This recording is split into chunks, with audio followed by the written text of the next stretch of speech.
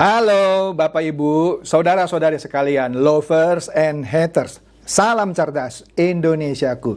Jumpa lagi kita pada kesempatan kali ini.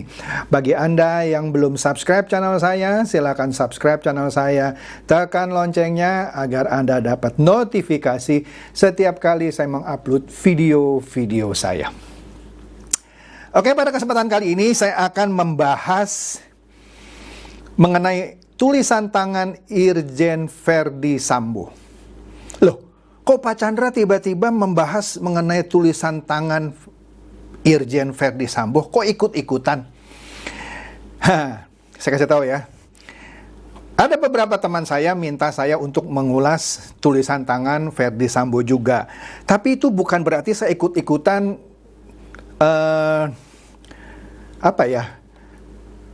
terhadap analisa yang sudah dilakukan oleh beberapa orang.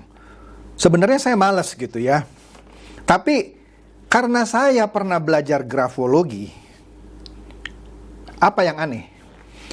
Anda lihat video saya di sini. Ini saya upload di 4 Agustus 2016. Jadi ceritanya channel saya ini dulunya cuma saya taruh 2 video saya mengenai grafologi. Ya, saya upload tanggal 4 Agustus 2016. Anda lihat saja linknya situ ya. Atau Anda search di channel saya ini grafologi gitu ya. Anda akan ketemu saya punya konten. Jadi channel YouTube saya ini pertama kali ini isinya 2 cuma grafologi. Itu cuma sebagai arsip saya. Salah satunya adalah yang paling pertama saya upload adalah wawancara saya dengan CNN. Jadi saya waktu itu diwawancara oleh CNN mengenai grafologi.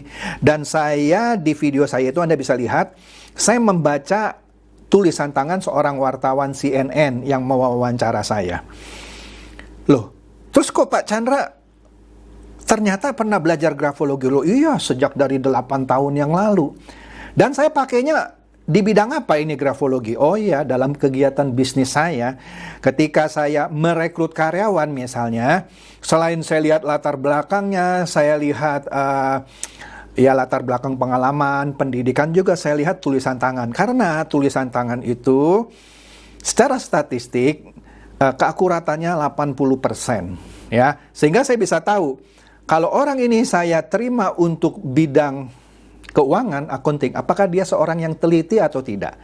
Kalau ternyata dia bukan seorang yang teliti, ya saya nggak akan terima meskipun dia lulusan dari universitas ternama. Atau kalau saya cari seorang developer IT, ya, saya lihat apakah dia punya skill analitisnya bagus atau tidak. Kalau dia tidak bagus, meskipun dia dari universitas luar negeri, yang terbaik di dalam negeri maupun di luar negeri, tidak saya terima. Atau kalau saya lihat ada potensi orang ini melakukan kecurangan, ya pasti tidak akan saya terima di segala pekerjaan di kantor saya. Begitu juga ketika saya menjalin kerjasama dengan seseorang, saya lihat juga tulisan tangannya, sehingga saya tahu potensi apa yang akan saya hadapi dengan orang ini di kemudian hari. Oke? Jadi jangan heran kalau saya ngerti grafologi. Saya banyak belajar kok ya. Jadi bukan hanya IT saja. Oke, langsung kita masuk saja ya. Itu introduksinya ya. Jadi bukan berarti saya ikut-ikutan mau menganalisa tulisan tangan Irjen Verdi Sambo. Saya menganalisa karena saya juga ngerti grafologi. Oke? Kita lihat nih tulisan tangannya Verdi Sambo yang saya dapat di bawahnya. Kita lihat di situ, dapat dari detik.com. Dan ini yang sering diulas di beberapa media massa. Saya ulasnya secara saintifik lah ya, sesuai dengan ilmu grafologi yang saya pelajari. Di sini kita lihat dari margin. Margin itu ada margin atas, bawah, kiri, kanan. Nah, kalau kita lihat tulisan dari Irjen Verdi Sambo, margin kirinya itu sempit. Bahkan tulisan awalnya mengenai perihal itu hampir menabrak margin kiri, ya. Dan margin kirinya sempit tuh ya. Nah, di sini ini menjelaskan bahwa Pak Verdi Sambo ini orang yang sulit lepas dari trauma masa lalunya. Dia punya pengalaman-pengalaman yang entah apa, dan dia sulit melupakan trauma masa lalunya. Tapi selain itu, dia dengan penulisan margin kiri yang sangat mepet itu sekaligus menegaskan dia orang yang aktif gitu ya. Berani meskipun dia punya trauma masa lalu, tapi dia berani memandang masa depannya dengan baik pula. Oke, dia punya trauma, tapi dia pandang masa depannya dengan baik pula. Nah, ciri-ciri orang yang margin kirinya sempit, biasanya dia cenderung egois. Egois dan tidak memberi tempat untuk orang lain di dalam berargumen. Oke? Nah, hati-hati dengan orang yang margin kirinya sempit. Jika Anda sekali saja menyakiti hatinya, maka sulit bagi dia untuk melupakannya. Oke? Nah, kalau soal spasi penulisannya, saya anggap wajar dia ya, standar lah spasinya. Tidak ada yang perlu saya kasih komen mendetil lah mengenai spasi penulisannya. Meskipun agak sedikit terlihat dia suka menjaga jarak terhadap orang yang baru dia kenalnya gitu ya. Tapi kalau sudah kenal sih oke lah ya. Kemudian penulisan atau garis dasarnya itu, Anda lihat itu ditulis di kertas polos, bukan kertas bergaris. Cenderung datar. Adalah suatu kesulitan untuk menulis di kertas polos, tapi tulisannya cenderung rata. Walaupun tidak rata-rata banget ya, tapi cenderung dia rata. Walaupun ada sedikit, memang ketika dia nulis ada emosi yang dia ungkapkan sehingga agak sedikit naik turun sedikit, tapi relatif itu dia lurus ya. Artinya ini Irjen Verdi Sambo, orang yang punya konsentrasi tinggi dan energi luar biasa. Ya, dia cenderung mengatur dan menyiapkan dirinya sebaik-baiknya ketika dia berhadapan dengan orang lain. Dia tata gitu ya. Orangnya sangat terkontrol dan diplomatis. Dia tidak mau sedikit pun cacat atau kelemahan dirinya diketahui oleh orang lain. Ya. Dia selalu tampil rapi, ya. Ya, meskipun demikian tidak pada semua sisi kehidupannya, tapi dalam setiap kesempatan dia mau selalu tampil rapi. Oke? Itu yang bisa dijelaskan dari garis yang relatif datar di dalam tulisan tangannya. Kemudian ukuran hurufnya itu termasuk huruf medium. Artinya dia seorang yang punya self-esteem yang sehat, ya. Sebenarnya Pak Irjen Verdi Sambo ini adalah orang yang menyenangkan untuk diajak berteman. Sebenarnya, ya. Kemudian, tekanan penulisan dari tulisan tangannya cenderung berat. Artinya dia menekan dengan cukup berat gitu ya. Ada orang yang tulisnya itu ringan ya, dia cukup berat tulisannya ya. Ini menandakan bahwa Irjen Verdi Sambo adalah orang yang memiliki kemauan kuat untuk mendapatkan apa yang diinginkannya. Kalau dia inginkan sesuatu, intinya dia harus dapat. Ya, dia juga orang yang tegas, dinamis, aktif dan penuh semangat. Nah, ini yang bisa disimpulkan dari tekanan penulisannya, ya. Di sini dia dari sisi penulisan yang berat itu cenderung sering menonjolkan dirinya. Apalagi dia seorang jenderal ya. Agak sensitif dia, mudah marah ya. Dan cenderung suka memaksakan kehendaknya dan punya cita rasa yang bervariasi ya. Kemudian zona penulisan tulisan tangannya itu disebut zona tengah. Zona tengah. Artinya dia adalah seorang yang mementingkan kehidupannya saat ini. Yang mementingkan penampilan diri dan jabatannya saat ini serta materi. Oke? Dia mudah puas tetapi sekaligus juga mudah kecewa. Jika dia ingin sesuatu seperti yang sudah saya katakan juga di sebelumnya, dia mau keinginannya ingin segera terpenuhi. Mau cepat gitulah ya orangnya ya. Kemudian tulisannya yang tegak. Ada orang yang tulisannya tegak, ada yang miring ke kanan, ada yang miring ke kiri. Nah, Irjen Verdi Sambo tulisannya cenderung slannya atau kemiringannya itu tegak. Nah, karena kemiringannya tegak, dia adalah orang yang sangat mengandalkan logika. Dia sangat mengandalkan logika. Dia jarang melibatkan perasaan dalam keseharian. Kalau orang yang tulisannya cenderung miring ke kanan, nah dia lebih banyak melibatkan perasaan. Wah, kalau saya begini, gimana ya perasaan dia? Nah, itu maksudnya. Tapi Irjen Verdi Sambo karena tulisannya tegak, dia lebih mengandalkan logika. Dia nggak peduli. Dia nggak pakai perasaan lah gitu ya. Nggak pakai mikir kalau saya begini nanti dia bagaimana. Enggak. Dia lebih mengandalkan logika ketimbang perasaan. Oke? Nah, itu dasarnya ya dari tulisan ininya. Nah, sekarang yang detailnya.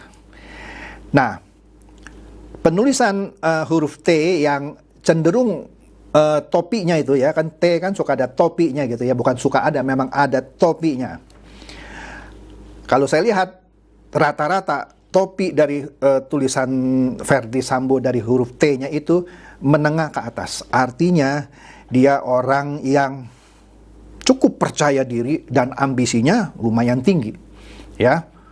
Kalau orang yang huruf T yang topinya itu di bawah dari garis tengahnya gitu ya, itu orang yang rendah diri. Dia orang yang percaya diri, ya.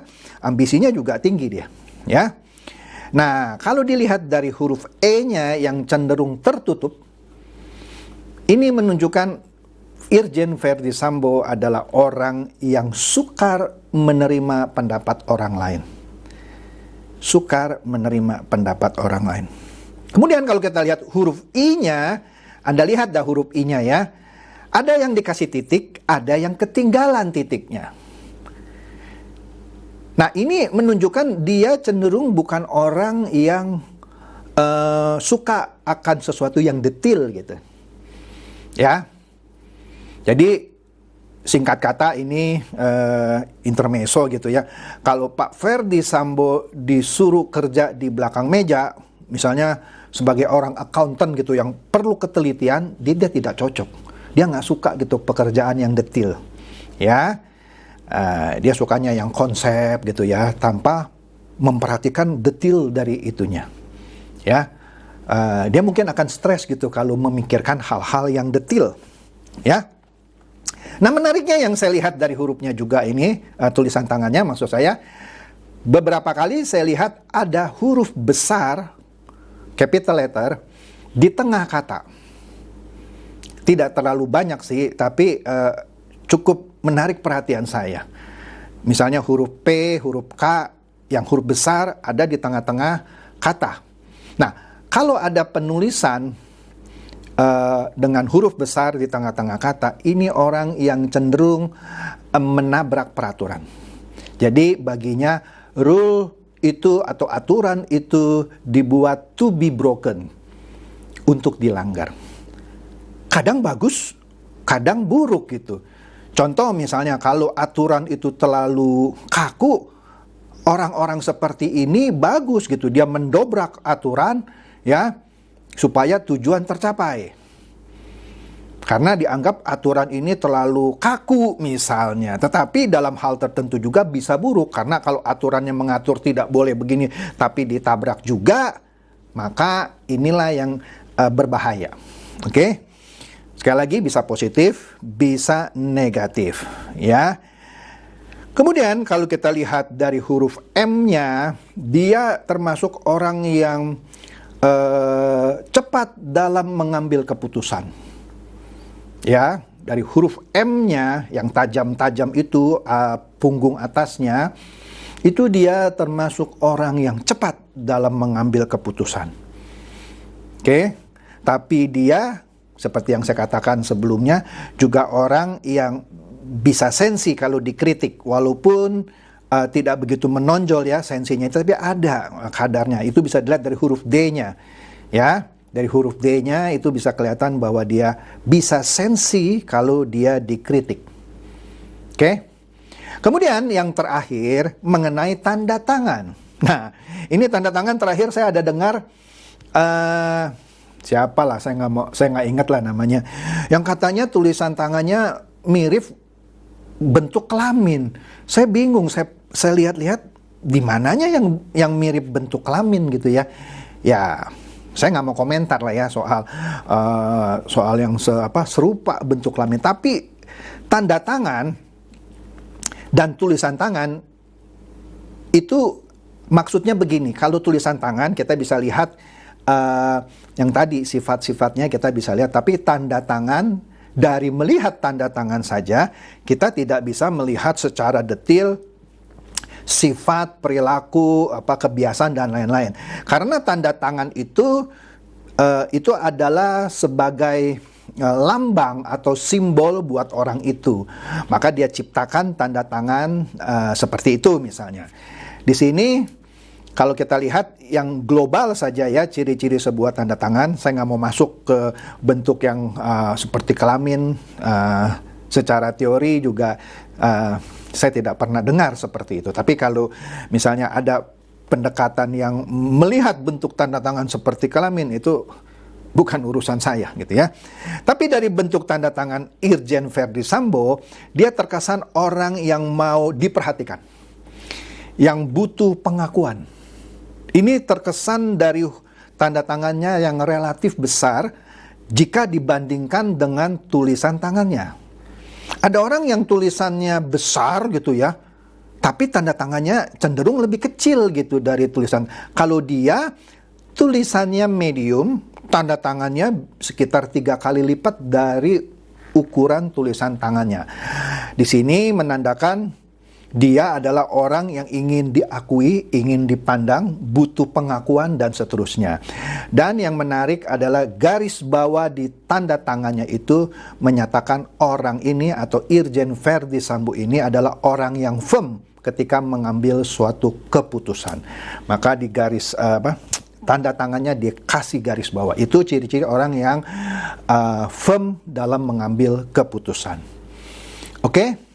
Jadi itu saja yang bisa saya ulas gitu ya, dari sisi grafologi yang juga pernah saya pelajari dan saya pakai sehari-hari untuk ya kebutuhan rekrutmen, kebutuhan menganalisa calon partner dan lain-lain.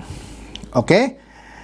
Semoga ini mencerdaskan dan mencerahkan Anda semua. Silakan share video saya ini kepada teman-teman, sahabat, atau kerabat supaya mereka tambah cerdas dan tercerahkan. Seperti biasa, terima kasih.